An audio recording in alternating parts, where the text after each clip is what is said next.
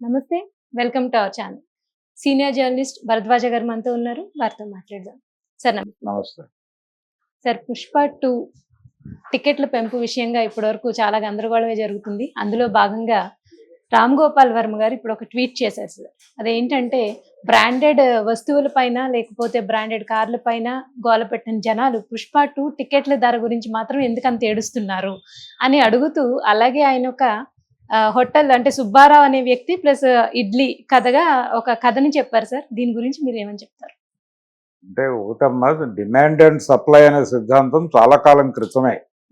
అంటే సినిమా టికెట్ల ధరల పెంపుకి సంబంధించిన ఒక వివాదం గతంలో జగన్మోహన్ రెడ్డి ఆంధ్రప్రదేశ్ ముఖ్యమంత్రిగా ఉండగా ఒకసారి తలెత్తింది.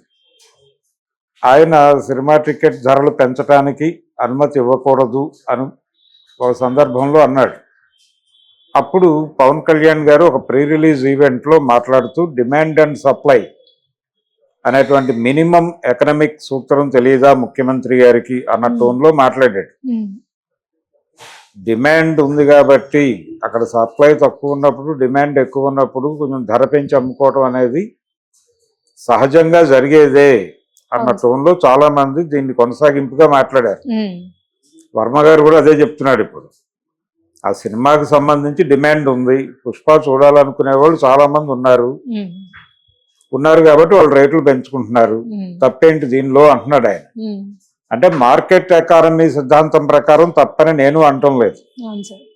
మార్కెట్ ఎకానమీలో ఎవరైనా సరే రోజుకి ఇంత ఖర్చు పెట్టాలి అనేది ప్రోగ్రామ్. మార్కెట్ ఎకానమీ ఏ మనిషి అయినా ఖర్చు పెట్టకుండా ఉంటున్నాడు అంటే వాడిని అనుమానిస్తుంది, వాడిని ఎలిమినేట్ చేస్తుంది రంగం నుంచి. ఇది ప్రధానంగా గుర్తించాల్సింది. అందుకని టికెట్ల రేట్లు పెంచితే తప్పేమిటి అంటే, కొనేవాళ్ళు ఉన్నప్పుడు పెంచితే తప్పేంటి అనేది. కొనకపోతే ఎలాగో తగ్గిస్తారు కదా, ఎవరు వెళ్ళకపోతే కొంటున్నారు కదా, కాబట్టి ప్రజలు యాక్సెప్ట్ చేసిన తర్వాత దాని మీద డిస్కషన్ ఏంటి అనేది వర్మ అభిప్రాయం. ఆయన ప్రో మార్కెట్లో మాట్లాడుతున్నాడు. ప్రజెంట్ నడుస్తున్నటువంటి వ్యవస్థ అదే. ఈ వ్యవస్థలో వేరే దాని గురించి ఆలోచించకండి అని చెప్తున్నాడు ఆయన. మార్కెట్ ఎకానమీ నడుస్తుండగా మీరు కమ్యూనిస్ట్ ఎకానమీ గురించి మాట్లాడకండి, లేకపోతే ఈ మార్కెట్ ఎకానమీ రాకముందు మనకు ఒక ప్రపంచం ఉంది, దాన్ని మిశ్రమ ఆర్థిక వ్యవస్థ అనేవాళ్ళు ఆ రోజుల్లో. అటువంటిది కూడా ఇప్పుడేం లేదు. ప్రభుత్వాలు అనేవి చాలా క్లియర్గా కార్పొరేట్లను ఫెసిలిటేట్ చేసేటువంటి ఏజెన్సీలుగా మారిపోయినాయి. అందుకని ప్రభుత్వాలే జీవోలు ఇష్యూ చేస్తున్నాయి టికెట్ల రేట్లు పెంచుకోమని. నిన్న కోర్టు ఎందుకని స్టే ఇవ్వలేదు, స్టే ఇవ్వమని అడిగాడు అతను పిటిషనర్. స్టే ఇవ్వను అందు కోర్టు చాలా స్పష్టంగా చెప్తూనే ఒక మాట ఉంది. జడ్జి గారు పర్సనల్గా ఒక అభిప్రాయాన్ని చెప్పాడు బెంచ్ మీదే. ఆయన చెప్పింది ఏంటంటే, టికెట్ల రేట్లు ఇంత భారీగా పెరిగితే మిడిల్ క్లాస్ వాళ్ళు సినిమా ఎలా చూడాలి అని ఒక సాధారణ పౌరుడిగా రియాక్ట్ అయ్యాడు ఆయన. రియాక్ట్ అయ్యి ఈ రేట్లలో ఒక 8 మంది ఇంట్లో ఉంటే వాళ్ళని తీసుకున్నాయి సినిమాకి వెడితాయి, వెళ్ళినప్పుడు 10,000 ఖర్చు అయిపోతే ఏంటి పరిస్థితి అంటే, సినిమా టికెట్ల కొనుగోలుకి సినిమాకి వెళ్ళటం కోసం కూడా డబ్బులు ఎక్కడి నుంచో అప్పు తేవాల్సిన పరిస్థితి వస్తే ఎలాగా అనేది ఒక అభిప్రాయం చాలా మందిలో ఉంది. ఆయన కూడా మాట్లాడాడు అక్కడ. గతంలో ఎలా ఉండేది పరిస్థితి, సినిమా అనేది థియేటర్ చాలా ఆడియన్స్ ఫ్రెండ్లీగా ఉండేది. జేబులో 10 రూపాయలు ఉంటే సరదాగా వెళ్ళి సినిమా హాల్లో కూర్చుని వచ్చేవాళ్ళు. ఇప్పుడు పరిస్థితి అది కాదు. సినిమాకి వెళ్ళాలంటే బ్యాంకు లోన్కి అప్లై చేసుకోవాల్సిన పరిస్థితి కల్పిస్తున్నారు నెమ్మదిగా. ఇది కొంచెం ఇబ్బందికరం. ఇప్పటికీ ఈ దేశంలో దాన్ని ఎఫర్ట్ చేయలేనటువంటి వాళ్ళు ఉన్నారు. వీళ్ళ కోసం సింగిల్ స్క్రీన్స్ ఉన్నాయి. ఈ క్రమం ఎలా కనిపిస్తోంది అంటే, నా ఉద్దేశంలో వర్మ గారు మార్కెట్ ఎకానమీకి అనుగుణంగా వ్యాఖ్యానాలు చేశాడు, ఓకే. నేను పర్సనల్ గా ఫీల్ అవుతోంది ఏంటంటే, ఈ సింగిల్ స్క్రీన్ ఆడియన్స్ మొత్తాన్ని కూడా నెమ్మదిగా ఓటీటీలకు షిఫ్ట్ చేసి, ఓటీటీ ప్లస్ మల్టీప్లెక్స్ ఈ రెండే ఉంటాయి. థియేట్రికల్ ఎక్స్పీరియన్స్ కోరుకునే వాళ్ళు మల్టీప్లెక్స్కి వెళ్ళండి. మల్టీప్లెక్స్ అంటే చాలా వ్యాపారాలు కలిసి ఉంటాయి దానిలో. సింగిల్ స్క్రీన్ లో సినిమా ఒకటే వ్యాపారంగా నడుస్తుంది. సో సింగిల్ స్క్రీన్స్ అన్నీ కూడా మల్టీప్లెక్స్లుగా అయినా మారిపోతాయి, లేకపోతే వాణిజ్య సముదాయాలుగా మారిపోతాయి. రియల్ ఎస్టేట్ వెంచర్లు అయిపోతున్నాయి ఆల్రెడీ. విజయవాడలో దాదాపు 1350 కెపాసిటీ, 1500 కెపాసిటీతో ఉన్నటువంటి కళ్యాణ్ చక్రవర్తి అనే థియేటర్, ఎన్టీ రామారావు గారి తమ్ముడిది, అది త్రివిక్రమరావు గారి థియేటర్, అది ఇప్పుడు షాపింగ్ కాంప్లెక్స్ కింద మార్చేస్తున్నారు. ఆ మార్చేసే ముందు ఆ మేనేజర్తో మాట్లాడితే ఆయన చెప్పింది ఏంటంటే, జనాలు రావట్లేదు థియేటర్కి, ఎందుకు సినిమా వ్యాపారం గతంలోలా లేదు, అందుకని క్లోజ్ చేసేస్తున్నాం అని చెప్పాడు ఆయన. అదే థియేటర్లో ఇంకొక, అంటే 2 థియేటర్లు, అది కాంప్లెక్స్, 2 థియేటర్లు కూలగొట్టేసి ఇప్పుడు ఒక బహుళంతస్తుల వాణిజ్య సముదాయం నిర్మిస్తున్నారు అక్కడ. ఇందులో పెడితే పై ఫ్లోర్లో ఒక 2-3 స్క్రీన్స్ పెడతాము అంటున్నాడు ఆయన, వాళ్ళ అబ్బాయి కళ్యాణ్ చక్రవర్తి. కాబట్టి దాదాపు ఇదే పరిస్థితి అన్ని సింగిల్ స్క్రీన్స్కి వచ్చేయచ్చు. ఆల్రెడీ చాలా ప్రాంతాల్లో సింగిల్ స్క్రీన్స్ మూతపడిపోయినాయి. ఆర్టీసీ క్రాస్ రోడ్స్లో గతంలో ఉన్నన్ని సింగిల్ స్క్రీన్స్ ఇప్పుడు లేవు, మల్టీప్లెక్స్లుగా మారిపోయినాయి. కొన్ని మారిపోయే ప్రాసెస్లో ఉన్నాయి, ఇంకొన్ని అసలు సినిమా థియేటర్ లేకుండా కేవలం బిజినెస్ కాంప్లెక్స్లుగా మారిపోయినవి కూడా ఉన్నాయి. అందుకని ప్రేక్షకులకి నెమ్మదిగా, అంటే సినిమాటిక్ ఎక్స్పీరియన్స్ కోసం సినిమా చూడదలుచుకున్నవాడు మల్టీప్లెక్స్కి వెళ్ళండి, లేకపోతే మీ ఫోన్లో సినిమా చూసుకోండి, లేకపోతే మీ ఇంట్లో టీవీలో సినిమా చూసుకోండి.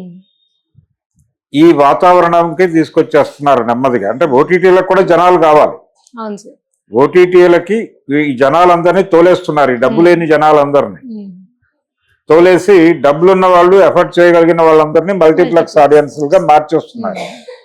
ఈ కాన్స్పిరసీ సీరియస్ గా జరుగుతోంది. అందులో భాగంగానే ఈ ధరల పెంపులకి ప్రభుత్వాలు ఆమోద ముద్ర వేసినాయి. పోతే టిక్కెట్లు, ఈ డిమాండ్ అండ్ సప్లై, అలాగే వర్మ గారు చెప్పినట్టు ఎగబడి టిక్కెట్లు కొనేవాడు ఉన్నప్పుడు అమ్ముకుంటే ఏమిటి ప్రాబ్లం అనేది ఈ రోజు కొత్త విషయం కాదు. ఇది సినిమా పరిశ్రమ పీక్స్ లో ఉన్న రోజుల్లో జరిగింది. అంటే స్టార్డమ్ వచ్చేసిన తర్వాత, అభిమానులు వచ్చిన తర్వాత మార్నింగ్ షోకి జనాలు ఎగబడటం, థియేటర్ దగ్గర టిక్కెట్లు దొరక్కపోతే కొంతమంది బ్లాక్ టిక్కెట్లు అమ్మేవాళ్ళు అక్కడ థియేటర్ల దగ్గర నిలబడి బ్లాక్ లో టిక్కెట్లు అమ్మటం అనేది ఒక కల్చర్ ఉండేది మనకి. ఇప్పుడు బ్లాక్ టిక్కెట్లు మర్చిపోయింది ప్రపంచం. థియేటర్ల దగ్గర బ్లాక్ అమ్మే కల్చర్ ఇదివరకు ఉండేదని చెప్తే ఇప్పుడు జనాలు ఆశ్చర్యంగా చూస్తారు. అంటే ఆన్లైన్ లో బుక్ చేసేసుకోవచ్చు కదా సినిమాకి వెళ్ళదలుచుకుంటే అంటున్నారు ఇప్పుడు.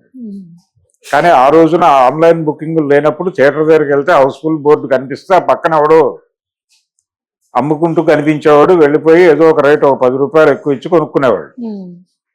ఈ బ్లాక్ టికెటింగ్ కూడా అదే సిద్ధాంతం. చూసేవాడు ఉన్నాడు, కొనేవాడు ఉన్నాడు కాబట్టి బ్లాక్ అమ్ముతున్నావా. చాలా సందర్భాల్లో థియేటర్ వాళ్ళే బ్లాక్ అమ్మించేవాళ్ళు.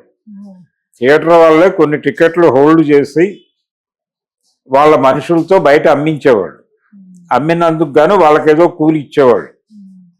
ఈ బిజినెస్ కూడా నడిచింది గతంలో. ఏది మార్కెట్ ఎకానమీ రాని రోజుల్లో కూడా. ఇప్పుడు దానికి అధికారికంగా జీవో ఇస్తున్నారు, అదే బ్లాక్ అమ్ముకోవటానికి. ఇప్పుడు గతంలో ఎన్టీఆర్, ఏఎన్ఆర్ నటించి చాలా గ్యాప్ వచ్చింది. వాళ్ళిద్దరూ కలిసి 15 సినిమాలు చేశారు. మధ్యలో గ్యాప్ వచ్చి, గ్యాప్ తర్వాత వాళ్ళిద్దరి మధ్య కొంచెం ఘర్షణలు జరిగి మళ్ళీ తిరిగి కలిసి నటించిన సినిమా 77లో చాణక్య చంద్రగుప్త అని వచ్చింది. ఆ సినిమాకి దాదాపు 100-150 రూపాయలు బ్లాక్ అమ్మారు మార్నింగ్ షోకి. అప్పుడు బాల్కనీ టికెట్ ₹2.30 మాత్రమే. అంటే ₹2.30 టికెట్ ని 100 రూపాయలకి, 150 రూపాయలకి కూడా అమ్మారు, కొన్నారు జనాలు. కాబట్టి ఇదే సిద్ధాంతం అప్పుడు కూడా వర్మ గారు చెప్పిన సిద్ధాంతమే, ఆయన చెప్పిన ఇడ్లీ సిద్ధాంతమే. కాబట్టి ఇది నడుస్తుంది. ఈ డిమాండ్ అండ్ సప్లై ఇవన్నీ ఎప్పుడూ ఉంటాయి. చూసేవాడు ఉంటే మాకేమిటి అని, చూసేవాడు ఉన్నాడు కాబట్టి తీస్తున్నాము, మీరు తీస్తున్నారు కాబట్టి మేము చూస్తున్నామని, ఇలా చెట్టు ముందా విత్తు ముందా అనే గోల ఎప్పుడూ ఉంది, ఇప్పుడు ఉంది అది. అయితే ఇక్కడ చూడాల్సింది ఏంటంటే ప్రభుత్వాలు రెగ్యులేట్ చేయగలుగుతాయా అనే ప్రశ్న ముందుకు తీసుకొస్తున్నారు. నిన్న కోర్టుకు వెళ్ళిన వాళ్ళ గొడవ కూడా అదే. ప్రభుత్వాలు సీరియస్ గా ఇలాంటి వాటిని పట్టించుకోవు అనేది స్పష్టం అయిపోయింది ఈ ఇష్యూతో. ప్రభుత్వాలు ప్రో మార్కెట్టే ఉన్నాయి వర్మగారి లాగానే. వర్మగారు ఎలాగైతే ప్రో మార్కెట్ ఉన్నాడో అలాగే ప్రభుత్వాలు కూడా ప్రో మార్కెట్ ఉండే ఆ జీవోలు ఇచ్చినాయి అమ్ముకోండి అని. ఇప్పుడు జిఎస్టి, ఆ రోజుల్లో బ్లాక్ కి జిఎస్టి లేదు, పన్నులు లేవు. అవును సార్. అది ₹2.30 టికెట్ వాడు ₹100కి అమ్మాడు ఆ రోజు. ఆ తర్వాత రోజుల్లో చాలా సినిమాలు, అడవి రాముడికి బీభత్సమైన బ్లాక్ నడిచింది. అలాగే చాలా చాలా సినిమాలకి బ్లాక్ లో అమ్మటం అనేది ఒక కల్చర్ ఆ రోజుల్లో.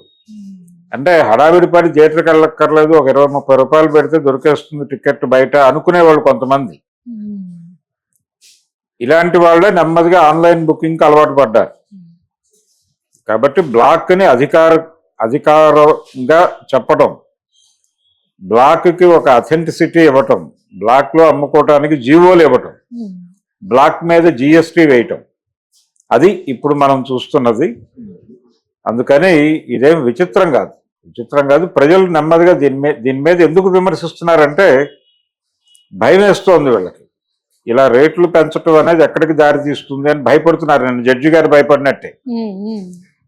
మార్కెట్ ఎకానమీ ఏం చెప్తుందంటే ఇలా భయపడకండి, మీరు మరింత డబ్బులు మీరు సంపాదించుకోవడానికి ప్రయత్నం చేయండి. ఆ ప్రయత్నం చేయలేము మేము అనుకుంటే ఈ వ్యవస్థలో ఉండకండి, మీరు ఈ వ్యవస్థ నుంచి నిష్క్రమించండి, కుదిరితే చనిపోండి అని చెప్తాం. ఇది ఫైనల్ గా వాళ్ళు చెప్పదలుచుకున్నారు.